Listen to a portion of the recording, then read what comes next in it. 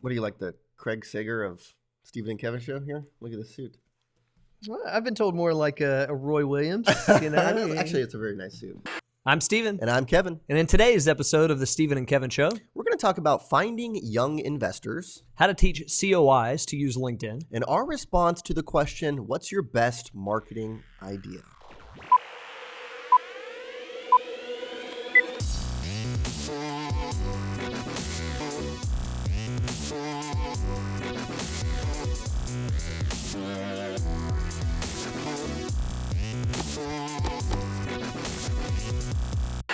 All right, welcome back, everybody. We're here at episode 9 of the Steven and Kevin Show. Yep.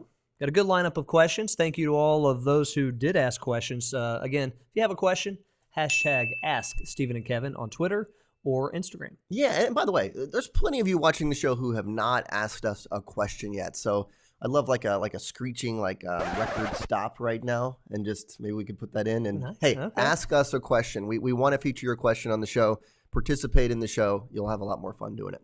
All right, so question number 1 today, coming from @PattyOnMoney. How can young advisors reach younger but affluent clients, and where do I find young professionals? Hashtag Ask Steven and Kevin. Fantastic question. Just got back from Miami LinkedIn presentation. Newer advisor came up to me after the presentation and said, hey, I think we're like similar age. We're both early 30s. And I'll tell you, my peer group, they don't have money to invest with me. He's like, they don't qualify to be clients. So I'm having a hard time finding younger people with money. I'd say that's one issue for some is making sure that you're in contact with people who do have the ability to do some business with you. Mm-hmm.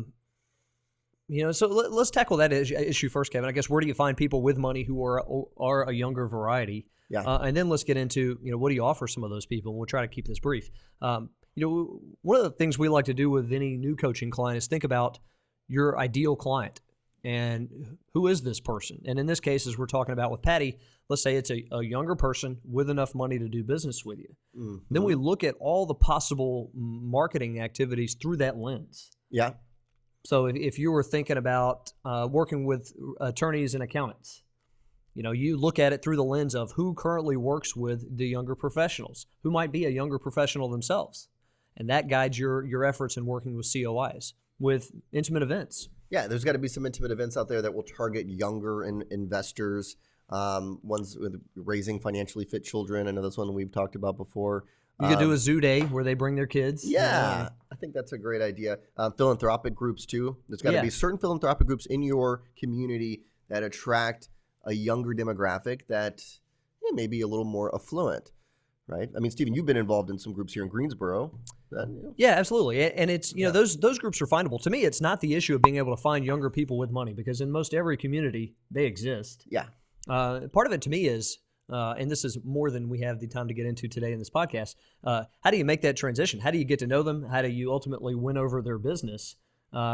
Which takes some sales skills. It's interesting, right? Because we're both involved in some groups that definitely have some younger people with money that have some advisors who I don't think are getting much business out of those groups. Well, and I think that happens everywhere. Yeah. So you've got to be on the lookout. Obviously nobody wants to go into groups like that and be the shark of every time you see somebody, hey, who's managing your money? Guns blazing. Hey, yeah. Right. Who's your advisor? That sort of thing. But at the same time, at some point, if you want business, you've got to go for it. You've got to ask, whether it's based on a question about how's business, or somebody asking you what's going on in the markets, mm-hmm. Or somebody going through a life transition like having another child, or selling, selling a business. Probably not for the younger professional, but anything that's impacting them financially, getting married, parents getting divorced, parent passing on, anything like that can stuff. Impact them. Yeah, and you know what? To me, it comes down to social equity. Like, have you earned enough social equity or built enough deep enough social relationship with that person to the point where you can approach them? Because you're right. If you're involved in this group and now you're guns blazing, yeah, absolutely. Now you're annoying. Right? Yeah, annoying, and also, let's think about it. One last point on this. You want to make sure you have a model that's built out for younger professionals. If your model is one size fits all, it's hard to fit a 70-year-old with $2 million into the same bucket as a 32-year-old with $300,000. Those two are in different models. So part of what we do is say if you want to next gen, you've got to be flexible in the approach. Some people might just need or want planning from you at first. This is a 529. What about some of these subscription models? I mean, I don't know how successful they've been, but you're paying a fee per month to give advice. Interesting concept. There are a lot of ways to go about it. All we're saying is we're not here to tell you how to run it. We're just saying make sure it is appropriate and flexible for younger professionals if that's what you're after. Exactly. All right. So next question coming from Cincinnati Capital.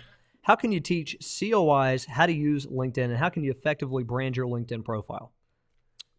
I'm going to beg forgiveness to only cover half of that for this episode. How can you teach COIs to use LinkedIn? Because we could do a separate session on branding. Yeah, I mean, we could do exactly. We could do a whole day on branding. But the first one is a really interesting concept, and that's basically how do you teach centers of influence, other professionals, how to use LinkedIn? And the truth is that they don't get a ton of training on this topic, but they want this type of training. We were giving a presentation recently to about 100 CPAs, and we had this amazing PowerPoint laid out, all the bells and whistles, going through Boolean search strings. I mean, you would be amazed by this PowerPoint. It was fantastic. We were excited about it. Are you getting excited? You think pretty highly about it. I was definitely excited about it. But here's what happened, though. Is we got in front of this group and we said, hey, how many of you use LinkedIn? Raise your hands, right? And 3 hands went up out of 100. Right. And it was kind of this moment where our hearts kind of sunk in our chest a little bit. And we thought, oh, geez, okay, what are we going to do? So we scrapped the entire PowerPoint. We went to LinkedIn.com, started there, and they loved it. Right at the end of it, they wanted more information. So that says that the need is there. The desire to learn how to use this is there. Yeah. So you match that with the fact that we know coming out of our research that referral alliances are always one of the top 2 or 3 ways that advisors bring in bigger clients. Yep. So we want to have those kind of relationships going.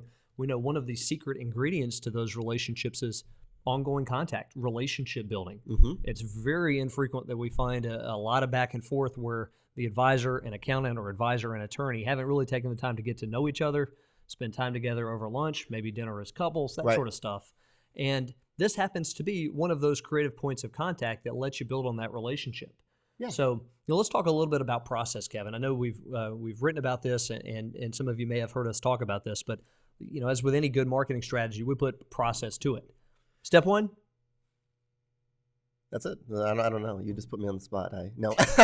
You wrote the book. Yeah, on this, I'm joking. man. I'm joking. So I think there's 2 ways to approach it. One would be a very informal way, which is like, hey, Steven, you're the CPA, I'm the advisor. Hey, I want to grab lunch with you. I want to share with you some ideas around how we're using LinkedIn. We're trying to incorporate it more into our business. Love to share with you how we're using it. I'll bring my iPad, and maybe you bring your iPad too. That'd be kind of one. The other would be a little more formal approach where maybe you're bringing someone into your office. Maybe you're bringing in a number of different professionals from a particular firm, and you're teaching them how to use LinkedIn. And you're walking through branding, building connections, gathering intelligence, running advanced searches, and some of those basics. And it doesn't have to be too detailed. It doesn't have to, it's not like you're a LinkedIn expert. And I think that's an important thing. We frame it as, you're teaching COIs how to use LinkedIn, but that's somewhat assumptive that they're in a less knowledgeable position than you are around LinkedIn. Right. Well, here's how you tell. I mean, we don't want you going into a CPA who's got this masterful LinkedIn profile who teaches courses on the side and be like, hey, buddy, got to teach you how to use LinkedIn. Right. No, but how can you tell? You look at their profile. Exactly. You're going to be hard pressed to find somebody who really uses a lot of LinkedIn and they got a sparse profile with 20 connections. So that's a great that point. helps frame it. If you get somebody who looks fairly advanced, don't frame it as I'm going to come in and teach you. Just say, I want to have a LinkedIn discussion with you. Yeah. I know you're using it a lot. We're using it a lot. Maybe we can share some ideas. Here's another idea. There was a CPA here locally that we coached on how to use LinkedIn. And one of the things that he did to build his business originally, LinkedIn aside, was he would send out mailers. He sent out mailers to the entire community here when anyone moved to the area. And he would send out this mailer, this letter said, hey, welcome to the area. I've been a CPA here for 20-something years. And I know when a lot of people relocate, they're looking for new professional relationships, people that they can meet with face-to-face. And I love to introduce myself. He said it was fantastic, one of the main ways he grew his business. But the return on direct mail has gone down and down and down. So we took that same concept and applied it to LinkedIn. And we ran advanced searches, putting things like new to the area in quotes in the keywords feature a section of the advanced search. And we started reaching out to people that way, making it very geo-specific. And it was like his new way of doing it. He loved it. So why don't you teach some CPAs that kind of concept? Yeah, I think that's how you get them jazzed up about it, because otherwise they don't know. And if you're thinking, well, maybe they have their own experts who teach them this, they don't.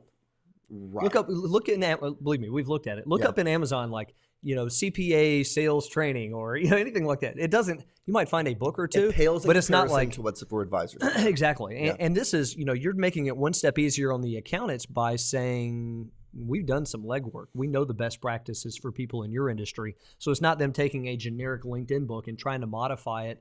That's not in their wheelhouse. They're not marketers by nature. So, as we think about the process element of this, we tell you once a week, set this up. Once a week, make a call to an accountant or an attorney for a LinkedIn lunch. Yeah. And, in that invitation call, you're asking questions like, hey, I'm curious, do you use it often? Have you found new business this way? Right. Do you think many of your clients are on LinkedIn? Just, icebreakers. Do people search for you online, right? I mean, in terms of taking up more just real estate online with your LinkedIn profile? Yeah, and then when you're at the lunch, these are three things, Kevin, I stole from you on what to cover. Three things: branding, gathering intelligence, and prospecting. Good. Which to us are the most important parts of using LinkedIn, both for them and for you. You branding, you want to look sharp online. Gathering intel, they ought to be able to profile their prospects and clients prior to meetings. Yep. And prospecting, the advanced search you referenced there is a great tactic for them to use. And the advocate search. Yeah, I bet they'd all be very comfortable with. I mean, CFOs, tax directors, you show them a few advanced searches and they're like, oh, wow, I start to see value in this. Yeah, and what happens too when you're meeting with that CPA and I'm saying, hey, it's Steven, you're the CPA. By the way, here's some of my connections. Maybe I should be introducing you to, right? Now I'm opening you up to my strategy of an introduction approach via LinkedIn. Yeah. Pretty cool. And then the last piece of this being the follow-up. You don't want it to be a one-and-done LinkedIn meeting. And if you're thinking really creatively about it, it's not like a weekly drip campaign to where you're following up that way. It's more of, at times offering introductions to them. Yep. Not just in the initial meeting, but ongoing. Hey, I was looking through, I happened to see this person and that person in my network. Is that somebody you'd want to meet? Have you ever done business with them? Exactly. I think that's great. Gives you the ability then to come back with introduction requests from time to time. Kevin, so you're connected with Sam. Yeah, that's right. Because you're a giver first, right? And then finding helpful articles from time to time on LinkedIn. I bet you could find some stuff just Google searching LinkedIn for CPAs and accountants and gather some information there and ideas and best practices and send them around. Yeah, and as you think about your strategy in general for LinkedIn, so forget CPAs and attorneys for a moment. If you think about it in general, the more conversations you're having with people, conversations like verbally, about LinkedIn, the more comfortable it is for the flow of introductions to happen. I agree. Right? I totally agree. It's that online to offline conversion. It takes carefully crafted conversations. Yeah. Hey, we're talking tips every now and then. We're talking about usage. All of a sudden, it's not so awkward for me to say, Kevin, hey, I was looking through your profile, saw you're connected to a couple of people. I'm looking at your profile. We've talked about this. Yeah, but if that's the first conversation you have with me, maybe it's a little awkward. A little intrusive. Hey, by the way, thanks for everyone joining us via Periscope. We see a number of you on here. Thanks for doing that. And we appreciate it. Steven's getting a lot of hearts over here. I'd love to get some hearts on my side. Oh, come on. A couple taps, little taps. I'm getting a little jealous over here. All right, Kevin. Question number 3. Okay. We get this one a lot, gang. What is your best marketing idea?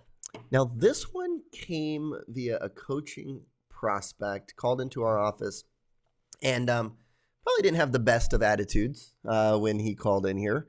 I was a little on the defensive and He's just putting you through the paces, Hey, what's your best idea? Give it to me. What's your best idea? It's like asking the personal trainer. So you tell me your best exercise. Give it to me. Yeah, exactly. What's the most effective exercise that I can do? Hands down, that's it. Yeah, I love to pull in Mr. Matt for this one. So we have this Matt. I would say it's not a bobblehead. What is this, Steven? Matt. Whenever we need advice here, obviously we love having Matt in the office. Matt's out of town today on a work trip. It's kind of a figurine. He stands in, right? It's the next best thing to a bobblehead. Yeah. If you were to ask Mr. Matt here the question of, Matt, what's your best marketing activity? What might he say, Kevin? He would say it's the one you execute. There's a lot of talk about a lot of different activities, and I think just a lot of talk in general that we do as human beings. We love to talk. We love to talk. We love to talk about a lot of different concepts, but it comes down to one thing, and that's execution. Doing the activities. So whether it's COIs, intimate events, whether it's introductions, whatever it might be, whether it's door knocking, I don't care, but it's the one you do and you do consistently. You're exactly right. And we've heard I've heard Matt say before, even though we're not advocates of doing a lot of cold calling, I've heard him say, hey, if you want to grow today and you made enough of them, you'd still grow. Yeah. I mean, and you hear the Zig Ziglar quote, what does he say? You can find a good biscuit every now and then in a dumpster, That's not the first place I'd look, right? And I think that's pertinent to marketing activities. Yeah, If you're, if you spend all your time doing things that are proven by the research to not be all that effective, it's kind of a hard way to do business. But our point being, do something consistently. Do your intimate events consistently. Do your COI campaign consistently. Any of these activities can work if you do enough of them. So I know we're always looking for that shiny new apple, that next best thing. But a lot of times, it's just the bread and butter, the basics that we execute on a weekly basis. Hindsight's 2020. I mean, I really wish I would have had that answer ready at that moment when the prospective client asked me. I did not. We had to sit in a position. You're trying to win him over as a client. You can't just jab him with a. But that it might have worked. Actually. You never know. Might have worked. You never know.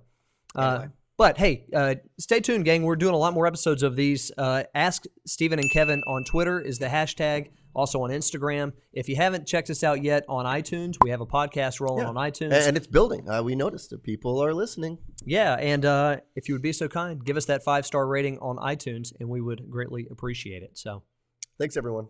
Thanks all.